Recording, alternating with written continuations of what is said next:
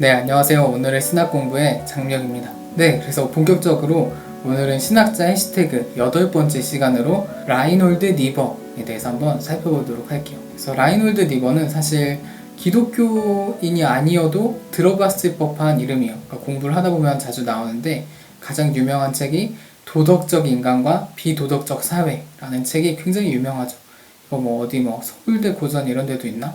아무튼 고전 그 리스트에 항상 들어있는 것 같아요. 그리고 유시민 씨도 꼭 읽어봐야 할 책으로 이 책을 추천하기도 했었고, 기독교와 상관없이 어떤 윤리, 정치 이런 영역에서 굉장히 고전으로 인정받는 책이 바로 이 니버의 저작입니다. 그래서 이 니버도 신정통주의자로 보통 분류가 됩니다. 그래서 독일 신정통주의를 이끌었던 게 바르트 불트만 그리고 에밀 브루너 이런 사람이었다면, 미국에서 신정통주의와 유사한 어떤 운동을 전개했던, 신학 운동을 전개했던 게 바로 라인홀드 니버인 거죠. 니버 스스로는 자기를 신정통주의로 부르지 마라 이렇게 얘기를 했어요. 왜냐하면 니버가 바르트도 비판하고 불트만도 비판하고 이렇게 되게 선을 막 그으려고 했거든요.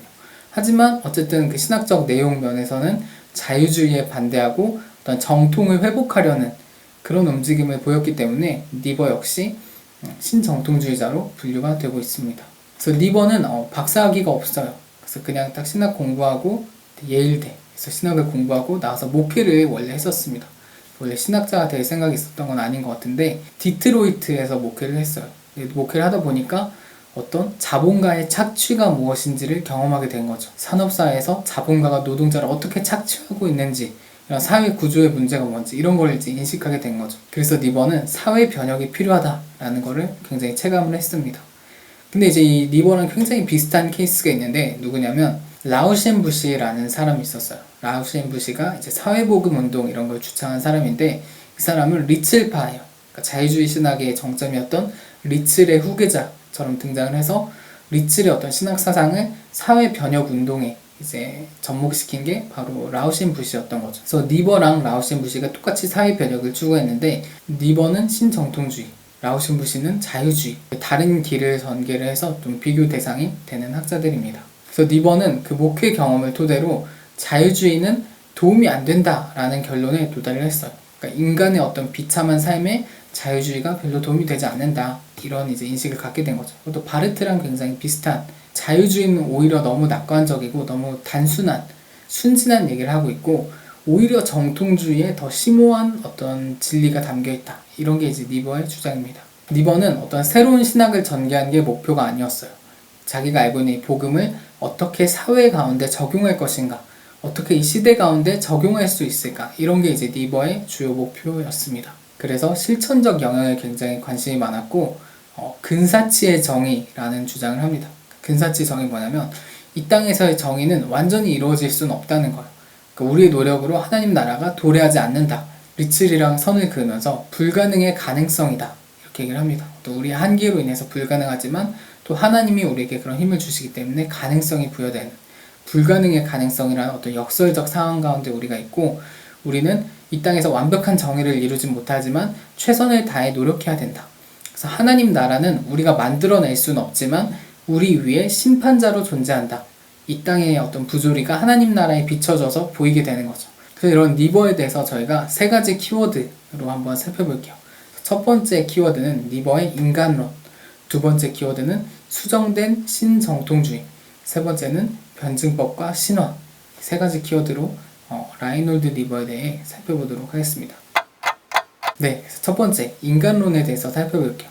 그래서 니버는 이제 신학을 전개하면서 인간론에 굉장히 관심을 갖게 됐어요. 이게 이제 니버의 고민에 가장 실마리를 주는 어떤 연구 주제였던 거죠. 이 사회 가운데 이 복음을, 신학을 어떻게 적용할 수 있을까? 그럼 인간이란 뭔지를 알아야 좀 답이 나오겠다, 이런 탐구였던 것 같아요.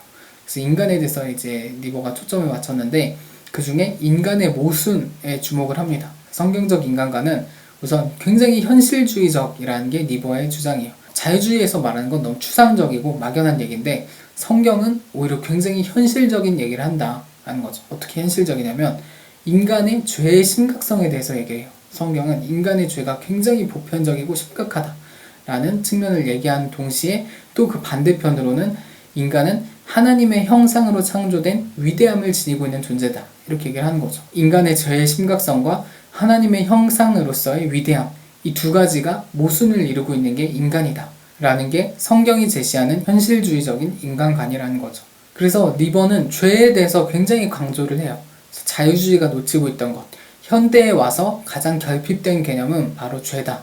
인간의 죄에 대해서 더 이상 말하지 않고 있는 것이 이 시대의 잘못이다 라는 거죠. 그래서 니버는 원죄에 대해서 얘기를 하는데 어떤 유전적 질병, 그러니까 고대 어거스틴이 얘기했던 것처럼 유전적 질병으로 죄를 보는 것에 대해서는 반대합니다. 대신에 니버는 키에르케고르의 불안 개념을 이제 죄에 대입합니다. 키에르케고르의 불안 개념은 뭐냐면 인간의 이중적인 역설로 인해서 불안이 발생한다라는 건데, 인간은 자유로운 존재예요.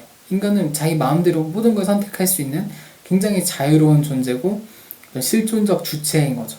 그런데 동시에 인간은 유한한 피조물이에요. 인간에게는 그 한계점이 너무 뚜렷한 거예요. 자유는 모든 걸 할 수 있다는 얘기인데 인간이 유한하다는 거는 모든 걸 할 수 없다는 거니까 두 가지 어떤 역설적, 모순적인 공존이 불안을 야기한다는 거예요. 불안. 난 하고 싶은 게 많은데 할 수 있는 건 너무 적어. 그럼 불안한 거죠. 그래서 이 불안정성과 불안으로 인해서 인간은 죄의 유혹을 받게 됩니다. 어떤 죄의 유혹이냐면 너가 하나님이 되면, 너가 무한한 자가 되면 하나님한테 의존할 필요가 없잖아. 이런 유혹을 받게 된다는 거예요. 이거 딱 선악과 얘기하는 거죠. 니버는 원죄는 어떤 유전적 질병이 아니라 불안, 인간 안에 존재하는 불안과 그로 인해서 우리가 유혹을 당하는 상태, 그게 바로 죄다. 이렇게 원죄를 얘기를 합니다. 그래서 니버는 죄의 형태를 이제 두 가지로 얘기해요. 죄는 두 가지 형태가 있는데 하나는 동물적 본성으로 후퇴하는 죄예요. 그래서 인간의 자유를 부정하고 인간이 어떤 자유롭게 선택할 수 있고 인간이 윤리적 존재이고 이런 거를 다 부정하고 동물과 똑같이 어떤 쾌락을 추구하고 본능에 따라 사는 이런 죄가 있고, 두 번째 죄는 신적 본성으로 도전하는 죄예요. 그러니까 인간이 피조된 존재, 인간이 피조물이라는 그 한계를 부정하는 죄인 거죠. 그래서 인간은 하나님의 형상을 가진 위대함을 가지고 있는 존재였는데 그 위대함, 자기 초월성을 오용해서 나는 피조물을 벗어나 하나님처럼 될 거야 라고 생각하는 게 인간의 신적 본성에 도전하는 죄인 거죠. 인간은 이렇게 동물적 본성으로 후퇴하는 죄와 신적 본성으로 도전하는 죄, 두 가지 죄를 짓는다는 게 니버의 얘기입니다. 근데 이게 C.S. 루이스의 주장이랑 굉장히 비슷해요. C.S. 루이스도 동물적인 죄와 악마적인 죄가 있다 뭐 이런 식으로 얘기를 했었거든요. 근데 이게 거의 같은 맥락이라고 볼 수 있는 것 같아요. 네, 그래서 이제 두 번째 키워드, 수정된 신정통주의에 대해 살펴볼게요. 그래서 니버는 독일 신정통주의를 굉장히 비판합니다. 그래서 바르트도 비판하고 불트만도 비판하고 그러는데 그 이유가 뭐냐면 너무 멀리 갔다는 거예요. 그러니까 이제 신정통주의가 등장한 배경이 자유주의에 대한 반발로서 나오게 된 거거든요. 그래서 자유주의가 주장했던 내재성에 대한 반발로 쭉 가서 하나님에 대한 초월성을 극단적으로 강조하는 형태로 나타났다는 거죠. 그래서 이제 독일 신정통주의는 너무 초월성만 강조한 나머지 균형점을 잃어버렸다라는 게 니버의 판단입니다. 그래서 니버는 좀 중간점을 찾고 싶었던 거예요. 이 내재성과 초월성 사이의 어떤 중간점. 그래서 니버는 이제 자유주의를 반대하긴 하지만 바르트처럼 막 극단적으로 반대하진 않아요. 그래서 바르트 같은 경우에는 하나님을 전적 타자로 묘사합니다. 하나님은 우리와 조금의 접점도 없다. 근데 니버는 그렇지 않다. 우리와 하나님 사이에 접촉점이 있다 라고 얘기하는 거죠. 그래서 니버는 일반 계시를 인정해요. 일반 계시는 초월적 실제가 우리 각자에게 부딪혀오는 우리 의식 속에 있는 증거를 의미한다 이런 거죠. 그러니까 브루너가 했던 얘기 아니면 종교개혁자들이 했던 얘기랑 굉장히 비슷해요. 복음의 진리는 우리의 경험으로부터 도출되는 건 아니지만, 자유주의가 말하는 것처럼 아예 우리 경험 안에 있는 건 아니지만 우리 경험을 통해서 확인은 가능하다. 이게 니버의 입장입니다. 그래서 이런 식으로 좀 자유주의와 신정통주의의 균형점을 찾으려고 했었고, 니버는 또 불트만도 비판합니다. 이제 불트만의 비신화화 개념을 거부하는데 왜냐하면 그러니까 불트만은 비신화를 통해서 신화를 재해석해야 된다. 근데 어떻게? 실존주의적 방법으로, 실존주의의 관점으로 신화를 재해석해야 된다. 고대인의 어떤 실존의 메시지를 발견해야 된다. 이런 게 이제 불트만의 주장이었잖아요. 니버는 이걸 비판합니다. 왜냐하면 불트만이 신화를 구분을 못하고 있다. 이렇게 얘기를 해요. 니버에게 신화는 두 가지가 있는데 과학 이전의 신화와 영원한 신화, 신화가 두 가지가 있다는 거예요. 니버에 따르면. 그래서 과학 이전의 신화는 우리가 아직 과학적으로 몰라서 그냥 신화적으로 표현한 것들이에요. 그냥 고대인이어서 막 천둥번개 치면 아 이건 토르 신이다 이런 식으로 신화로 생각했던 게 있고, 근데 영원한 신화도 있다는 거예요. 영원한 신화. 이건 제가 좀 이따 나오는데 어떤 변증법적 역설로 인해서 시간과 영원의 차이를 극복하기 위해 사용하는 상징, 영원한 진리를 담아내는 그릇으로서의 신화가 따로 있다는 거죠. 그래서 이런 과학이 없던 시절의 신화와 영원한 진리를 담아내는 신화를 구분했어야 되는데 불트만은 이거를 구분을 못하고 그냥 다 과학 이전의 신화인 것처럼 생각해서 실존만 발견하려고 했다. 이런 게 불트만의 오류다. 이렇게 비판을 하고 있는 거죠. 네, 이런 식으로 독일 신정통주의자들을 좀 비판하면서 좀 균형점을 찾으려는 시도를 했지만 어쨌든 니버도 신정통주의로 분류된 이유는 자유주의에 대해서 엄청 맹렬한 비판을 행했습니다. 특히 뭐에 비판했냐면 자유주의의 진보 사상과 낙관적 인간론을 굉장히 비판합니다. 그러니까 자유주의는 그 당시에 계몽주의와 함께 인간에 대해서 굉장히 낙관적으로 평가했어요. 우리는 계속 진보할 것이다. 인간은 도덕적으로 계속 성숙하다 보면은 결국엔 도덕적으로 완전한 경지에 다다르게 될 것이다. 계속 우리는 진보해 갈 것이고 우리는 이 땅에서 유토피아, 하나님 나라를 이뤄낼 수 있다. 이런 게 이제 자유주의 어떤 낙관적인 전망이었는데 니버는 이게 너무 순진하다는 거야. 너네 너무 하나만 알고 둘은 모르는구나 이렇게 비판하는 거죠. 왜냐하면 인간이 가진 죄의 심각성에 대해서 너네 너무 무지해 이런 거예요. 왜냐하면 현실적으로 인간을 보면 그렇지 않다는 거죠. 그럼 세계대전은 어떻게 설명할 건데? 인간이 그렇게 낙관적인 존재라면 홀로코스트 이런 거 어떻게 설명할 건데? 이런 얘기를 하는 거죠. 오히려 인간이 가진 죄의 심각성은 성경이 제대로 말해주고 있다. 이런 게 니버의 주장입니다. 그리고 니버는 이런 자유주의는 신앙의 숭고한 경지를 외면하고 있다. 이렇게 비판합니다. 그러니까 우리가 죄를 이겨낼 힘은 어떤 인간 안에 존재하는 게 아니라 우리의 노력을 통해서 죄를 이길 수 있는 게 아니라 그리스도가 죄를 이겨낼 힘의 원천이라는 사실을 외면하고 있다는 거죠. 자유주의자들이. 이런 식으로 니버는 자유주의를 굉장히 비판을 했었고 도덕적 인간과 비도덕적 사회라는 책도 마찬가지로 어떤 이런 진보 사상에 대한 비판이 담겨있는 책이에요. 그러니까 인간의 도덕성이 사회의 도덕성으로 직결되지 않는다. 집단은 이기적이고 집단은 비도덕적일 가능성이 더 크다. 이런 식으로 얘기를 하면서 너희가 가진 진보 환상은 다 가짜다. 다 거품이다. 이렇게 비판을 하는 책이었던 거죠. 이런 식으로 니버는 신정통주의를 수정하면서도 자유주의를 비판하는 수정된 신정통주의의 노선을 견지했습니다. 네, 그래서 이제 마지막 해시태그 변증법과 신화에 대해서 한번 살펴볼게요. 그래서 아까 이제 불트만 얘기로 돌아보면 니버가 불트만을 비판을 했었잖아요. 그래서 그건 신화 구분을 못한 거다 비판하면서 그럼 어떻게 해야 되냐? 니버는 시간과 영원의 변증법적 이해를 도입합니다. 이거 굉장히 다 신정통주의나 키에르케고르나 맥락을 같이 하는 부분이죠. 유한한 것과 무한한 것 사이에 있는 질적인 차이에 주목을 하는 거죠. 시간 안에 있는 역사와 인간, 존재도 의미가 있지만 이 근원과 성취는 시간 너머의 영원으로부터 온다는 거예요. 그러니까 인간이 영원이신 하나님으로부터 창조되고 하나님으로부터 종말이 도래한다. 뭐 이런 거죠. 그래서 이 둘의 관계, 시간과 영원의 관계는 우리의 말로 표현할 수가 없는 거예요. 이 관계는 상징이나 신화로만 표현이 가능하다라는 게 니버의 주장입니다.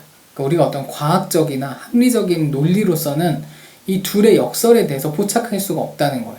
왜냐하면 영혼은 인간의 어떤 이성의 한계 너머에 있는 것이기 때문에 오히려 우리는 상징의 언어를 통해 신화를 통해서 이걸 포착해야 된다는 거죠. 신화는 궁극적 진리들에 대한 상징을 의미합니다. 그래서 우리는 신화를 어떻게 봐야 되냐면 일시적인 것, 시간과 영원한 것, 영원의 둘의 관계를 표현하는 언어로 이해할 때 현대의 유의미한 메시지를 줄 수 있다는 게 니버의 어떤 신화 이해입니다. 그래서 이제 구체적으로 어떻게 하냐면 예를 들어 그 창세기의 타락 신화가 있죠. 뱀이 이제 나와서 선악과를 먹게 막 유혹하는 그걸 니버는 어떻게 이해하냐면 이거는 인간의 유한성과 자유로부터 기인하는 죄의 보편성에 대해서 기술한 심오한 진술이다. 뭐 이런 식으로 얘기를 합니다. 영원한 것들에 대한 거죠. 초월적인 것들에 대해서 상징적으로 표현해낸 무던 진술이다. 이렇게 이해를 하고 있는 거죠. 그래서 니버는 십자가도 이런 신화적인 요소로 또 이해를 하는데 십자가는 이중적 계시를 담은 신화적 상징을 의미하는 거예요. 인간의 죄의 심각성에 대해서 얘기하는 한편 동시에 하나님의 무한한 사랑과 용서를 얘기하는 그게 바로 십자가인 거죠. 니버는 십자가에 대해서 사랑의 이상이라는 진리에 대한 신화이다. 뭐 이런 식으로 얘기를 합니다. 그리고 또 예수님의 부활, 심판, 재림 이런 것들도 어떤 신화적인 메시지로 이해를 하는데 부활은 영원히 일시적인 것들을 소멸시키는 게 아니라 오히려 성취하는 것을 보여주는 신화라고 이해를 하고 재림은 하나님의 주권, 어떤 사랑의 최고성을 보여주는 사건으로 보여주는 상징으로 이해를 하고 그리고 마지막 최후의 심판은 선과 악의 궁극적인 구분이 존재한다. 이런 걸 보여주는 상징으로 이해를 합니다. 이런 식으로 니버는 어떤 상징들이 시간과 영혼의 관계에 대해서 서술하는, 그걸 포착해주는 상징으로서의 기능을 한다. 이런 식으로 이제 신화를 이해하고 있는 거죠. 네, 그래서 이런 식으로 이제 니버에 대해서 저희가 한번 살펴봤는데, 니버의 공헌은 어떤 자유주의가 가지고 있던 순진한 믿음들, 그러니까 인간은 선하다 이런 거나 인류는 진보할 것이다 이런 어떤 낙관적인 전망들에 대해서 굉장히 통렬하게 비판을 가했다는 점입니다. 그리고 또 개인과 사회의 어떤 도덕성의 차이에 대해서도 굉장히 잘 밝혀냈고, 이게 그래서 실제로 2차 대전 이후에 미국의 정책에 굉장한 영향을 줬대요. 근데 이제 니버가 비판받는 지점도 있습니다. 어떤 점이냐면, 첫 번째는 비현실적인 상징 해석이에요. 그러니까 결국 거의 뭐 불트만과 비슷한 비판을 받는 건데, 니버가 신화를 어떤 영혼에 대한 상징으로 이제 이해를 하고 그걸 해석을 하다 보니까 정작 원래 그 텍스트가 말하려고 했던 의도는 좀 소외받게 되는 거죠. 너무 니버가 주관적으로 어떤 상징을 해석하게 되는 거고, 이 상징 해석이 너무 비현실적이다. 그냥 너 내 피셜. 두 번째로 비판받는 건 암흑의 초월성이라는 비판을 받습니다. 그러니까 너무 비관적인 얘기를 했다는 거예요. 그러니까 니버가 균형을 찾고 싶었다면 두 가지를 동시에 말해야 된다는 거예요. 인간의 죄에 대해서 말하면 그걸 극복하는 성령님의 어떤 능력에 대해서 말해야 되는데, 니버는 인간의 유한함, 죄성에 대해서만 얘기했다는 거야. 오히려 기독교가 전하는 희망에 대해서는 얘기하지 못했다는 거죠. 너무 비관적으로 신학이 흐르고 있다는 거야. 아무튼 이런 식으로 마지막 신정통주의자 라인홀드 니버에 대해서 살펴봤습니다. 네, 그래서 다음 시간에는 아마 제 계획은 제가 개강을 하니까 제 시간표를 또 한번 보여드리는 시간을 갖도록 할게요. 저희 뭐 수강 신청하는 화면도 좀 보여드리고, 제가 이번 학기에 또 24학점 듣는데 어떤 수업들 듣는지 그런 거 잠깐 같이 한번 살펴보고, 그 다음부터는 이제 신정통주의 다음에 등장한 신학들, 신자유주의 신학이라고도 불리는데 폴 틸리히와 과정신학에 대해서 한번 살펴보도록 하겠습니다. 지금까지 오늘의 신학 공부였습니다. 감사합니다.